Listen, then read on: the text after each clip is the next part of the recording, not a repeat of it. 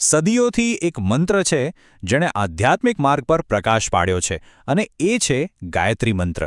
ચલો આજે આપણે તેના શબ્દોની પાછળ છુપાયેલા એક બહુ જ ગહન અર્થને સમજવાની કોશિશ કરીએ. આ છે ગાયત્રી મંત્રના એ પ્રાચીન ધ્વનિ. અને સાંભળો, આ માત્ર શબ્દોનો સમૂહ નથી, પરંતુ આખા બ્રહ્માંડના પ્રકાશ માટેની એક શક્તિશાળી પ્રાર્થના છે. સાચા જ્ઞાન અને શાણપણ માટેની એકદમ ઊંડી અરજ. ખબર છે, આ મંત્રના તો કેટલાય અર્થઘટન છે, પણ આજે આપણે એક એવા અર્થઘટનમાં ઊંડા ઉતરીશું જે કદાચ આપણી જોવાની રીત જ બદલી નાખે છે. આ અર્થઘટનની સૌથી સુંદર વાત શું છે ખબર છે? એની સાદગી. શરૂઆત કોઈ દૂરના અજાણ્યા દેવતાથી નથી થતી, ના, પણ એક એવા સંબંધીથી થાય છે જે આપણા સૌની સૌથી નજીક અને અંગત છે, એક શાશ્વત માતા સાથેના સંબંધથી. જરા વિચારો, આ પ્રાર્થના કોઈ દૂર બેઠેલા ભગવાનને નથી, પણ એક શાશ્વત માને સંબોધીને કરવામાં આવી છે. અહીં દિવ્ય શક્તિ, એકદમ પાલન પોષણ કરનારી માતૃત્વ શક્તિ તરીકે આપણી સામે આવે છે.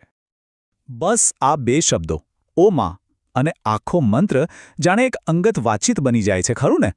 જાણે એક બાળક પોતાની મા પાસે પોતાનું દિલ ખોલી રહ્યું હોય. તો આ માતા સાથેનો સંબંધ એકદમ અંગત છે, એ તો સમજાયું, પણ એમનો પ્રભાવ કેટલો વિશાળ હશે? એમનો પ્રકાશ ક્યાં સુધી ફેલાયેલો છે? ચાલો જોઈએ.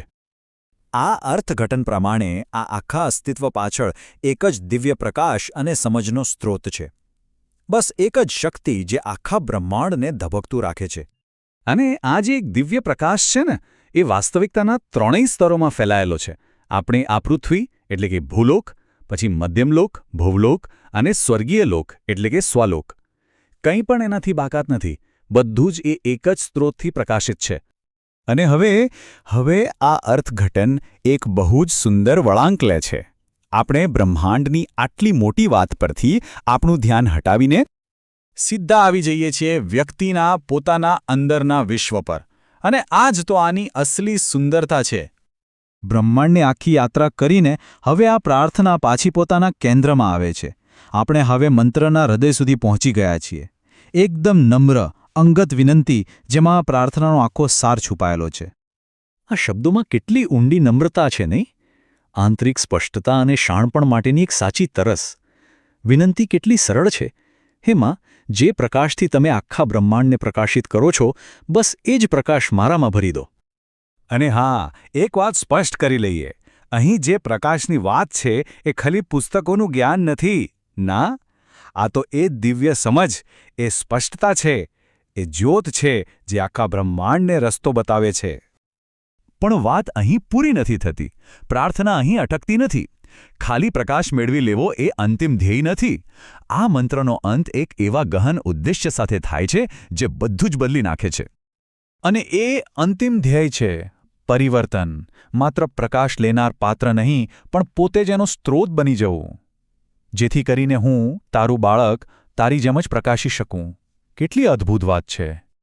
તો સાર એ છે કે આ પ્રાર્થના ફક્ત પ્રકાશ મેળવવા માટે નથી, પરંતુ સ્વયં પ્રકાશ બનવા માટે છે. પ્રકાશના શોધકમાંથી પ્રકાશના દાતા બનવા સુધીની આ યાત્રા છે. વિચાર કરો, આ કેટલો શક્તિશાળી વિચાર છે.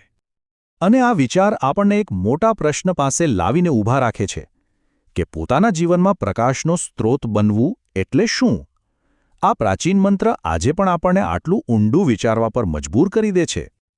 આપણે આ અદ્ભુત અને ઊંડાણપૂર્વકના અર્થઘટન માટે પૂજ્ય તાવરિયાજીના હંમેશા ઋણી રહીશું.